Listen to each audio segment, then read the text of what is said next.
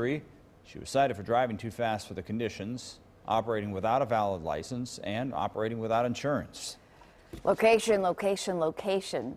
That's the answer to, I don't know how many cliche questions, but to Milwaukee police, it's also where 60% of crimes take place. Our Henry Rossoff got an exclusive look at the city's nuisance properties and also the special team that deals with them. 7 and 4 here. Morning.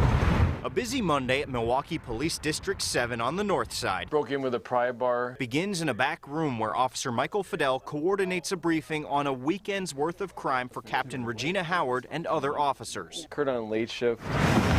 There was a murder in the district at a 24-hour gas station on Fond du Lac Avenue, a property labeled a nuisance location only 3 weeks earlier. Is there anything else? There was also fallout from a recent shooting at a motel. Can you keep us posted on that? Sure, keep you posted. And as always, there were incidents at houses where crime seems to be concentrated. I think that's about what we have right now. Information in hand, Howard takes a seat in her office where Lieutenant Micklitz is already setting up the video conference call with other police districts and the police administration downtown. Seeing if we have anything in common in terms of trends. I'm not sure if Metro has anything further on the homicide itself. In Howard's district, like in others, many times crime comes down to location. We have 10% of locations where 60% of the crime occurs. Which is why Howard's next move is a meeting with her nuisance property team to talk about trouble spots. We have to target those areas and target the offenders and target the victims. The nuisance team follows up with, and as you'll soon see, sometimes struggles with property owners who have persistent problems at their homes or places of business. I definitely want to nuisance it. If you call complaining about that abandoned house where people are using drugs,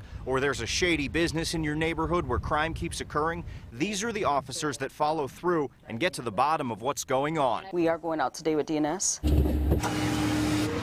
So after everyone's on the same page, Officer Brian Kobolinski and Officer Darcy Trunkle take us out to check on one of the spots red flagged during the morning meetings. We've had problems with this house. This is one that's unacceptable. Howard and other members of her team stay at the station to compile recent crime information and see if there's any new locations worth labeling a nuisance, a title with teeth behind it. Every time police respond to that location or go out to that location for anything, the owners of the property will be billed for that on their tax bill. So it can get quite costly. Squad 7224. At the house, Kobolinski and Trunkle meet two City of Milwaukee Department of Neighborhood Services inspectors who look over the property for code violations. Then the officers go to the door to request a look inside because it seems like someone may be living upstairs or downstairs without power, a safety hazard and a possible sign of criminal activity. The woman who answers the door puts the officers on the phone with the homeowner, who promises to be home in a matter of minutes. When she arrives, she lets police in, but isn't happy about it, even as Kobolinski calmly tells her why they're at her house. I don't play, I don't lie, I don't steal, I don't cheat, I follow the rules. And all we're doing is making sure nobody's living up here. The protesting continues throughout the inspection, all the way out the door, with Kobolinski explaining the homeowner is not being singled out. We're going to the Economy Inn. There was a shooting there last week Thursday. We're going there next. Okay. We're going to the gas station. Wasn't no shooting here though. No, but there was an incident that took place here. Did nothing take place here? Back at the police station, it's much more calm as Howard calls local aldermen to get their help in connecting with owners of problem properties. Hi, I'm calling for Alderman Wade. Including the owner of the gas station where the recent homicide happened. Officers have already placed a 24/7 nuisance property video monitoring vehicle near the station to try and deter future crimes. Ultimately, Howard would like to see the owner give up his 24-hour operating license. She thinks it'll help reduce the crime at and around the gas station. Okay, thank you. Bye-bye. Howard and the nuisance team will often work with their very own Assistant City Attorney Nick DiCiotto and the District Attorney's Office to deal with places like the gas station.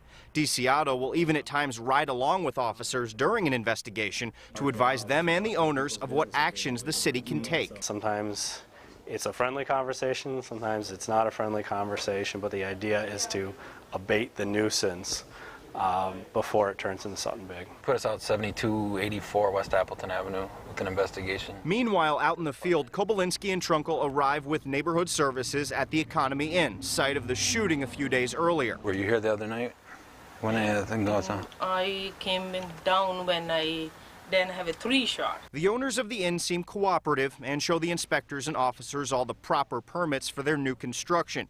They also promise to fix a minor code violation.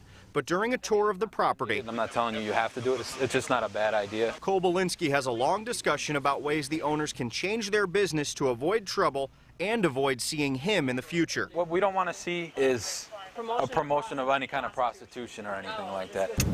On the way back to the station to update the team, the officers swing by a foreclosed home where there's been trouble recently. You get a lot of squatters and things like that. Though on this day, there doesn't appear to be much going on at the house. I'm going to defer to Officer Anderson. At the afternoon tactical briefing, the nuisance property team gets its turn to explain where and what they're seeing out in the field. Our main goal, though, is to work with property owners or the business owners to abate the problem. Okay, anything else? And after the update, it's back to identifying, investigating, and initiating change at problem properties that make Captain Howard's corner of the city a little less safe. We certainly don't want people to be victimized at a location that really doesn't have good guardianship. Officers tell me the best way to make sure there's not a lingering problem in your neighborhood is to give them a call. Officers simply cannot be all places at all times as much as they may try, and as you just saw, there are teams of them devoted to solving problems like these when they do know about them.